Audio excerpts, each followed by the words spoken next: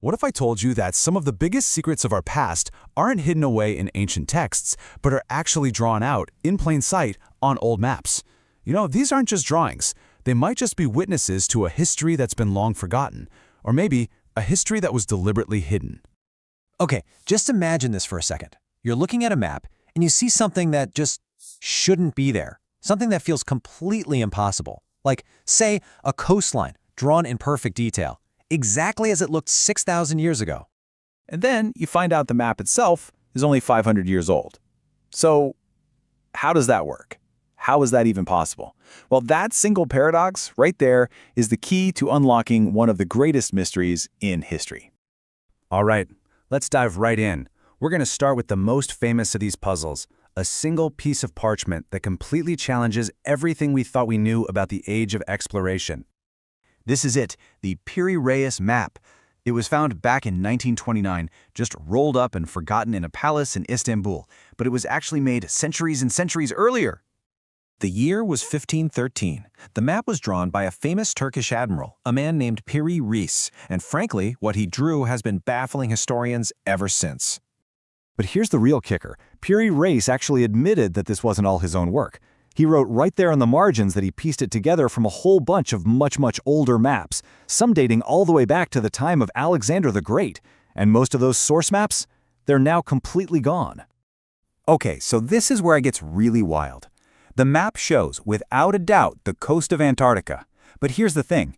Antarctica wasn't officially discovered until 1820, almost 300 years later. And it gets even crazier. The map shows the continent with no ice on it. Modern science tells us the last time that happened was around 4000 BC. And the details, the rivers, the mountains, all the stuff buried under miles of ice today, we didn't even know they were there until we mapped them with radar in 1949. Now you might be thinking, okay, maybe it's just a fluke, a one-off coincidence. But it wasn't. There's another map made by a guy named Orontius Phineas in 1531, and guess what? It also shows a beautifully detailed ice-free Antarctica. So now we have two different map makers in two different places drawing something that's supposed to be impossible. And this pattern of what we could call impossible knowledge, it's not just about Antarctica. It pops up over and over and over again on maps from totally different cultures and time periods all across the globe.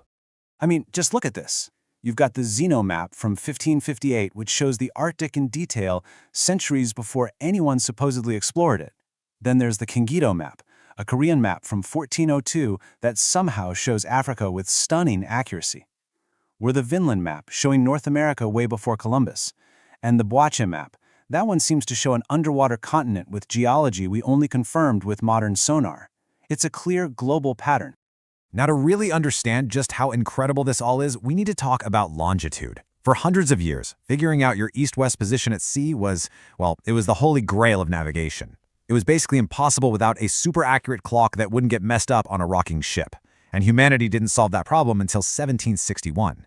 And yet, these much older maps, they seem to have longitude figured out almost perfectly. So this all brings us to one massive, unavoidable question. If the people who drew these maps didn't have satellites, they didn't have radar, and they didn't even have clocks that worked at sea, then how on earth did they get this information? Where did it come from? Now, of course, the mainstream academic view is pretty straightforward. These are probably just coincidences, misinterpretations, or maybe creative mistakes. And, that's a fair point. But for a lot of people, the sheer detail and consistency here, it points to something else, something much bigger, a lost piece of our own history. So where could this knowledge have come from? Well, the theories are pretty mind-blowing. Some people think it's a remnant from a lost civilization, like Atlantis. Others point to a forgotten global superculture that existed long before the Egyptians, one that mapped the whole planet and then just disappeared. There are even theories about ancient flying machines, or that this was all secret knowledge, guarded for centuries by groups like the Knights Templar. A common thread you see in a lot of these theories is that this ancient wisdom wasn't lost all at once. It was copied and passed down through the ages. And legendary places like the Great Library of Alexandria, which tried to collect every book in the world, well, they could have been the places that held the original source maps from this forgotten civilization. But that just raises another, even tougher question. If humanity once had a complete map of the entire planet thousands of years ago, why did we have to spend centuries discovering it all over again? What happened to all that knowledge? Well, the answer might be that the rarity of these maps isn't an accident. Maybe this history wasn't just lost to the sands of time. Maybe it was erased. And if you look at our history, you can see how fragile this kind of knowledge is. The Library of Alexandria burns down, and poof, an unimaginable amount of ancient wisdom is just gone. The Knights Templar, who were rumored to have these secret maps, are violently wiped out. In the Americas, the Spanish conquistadors systematically burned the libraries of the Aztec and Maya. And even in World War II, countless archives vanished in the chaos. Our history is full of these moments where knowledge was deliberately destroyed. But there's another possibility. What if the knowledge isn't really lost at all? What if it's just hidden? Some people point to places like the Vatican's secret archives and wonder if the most important documents, including these original source maps, were gathered up and locked away because they were just too disruptive for the world to handle. So, when you put it all together, what does it really mean? Well, these strange maps, they basically force us to take a hard look at the story we tell ourselves about our own past. The history we learn in school is usually a straight line. We started out primitive, and we've been slowly and steadily getting smarter ever since. But these maps, they suggest a totally different story. A story that goes in cycles. A story of amazing civilizations that rise, do incredible things, and then fall, leaving just little echoes behind. They suggest that maybe, just maybe, we're not the most advanced we've ever been. Maybe we're just recovering what our distant ancestors already knew. When you really get down to it, these maps are so much more than just old charts of land and sea. They're like faint whispers from a past we don't understand.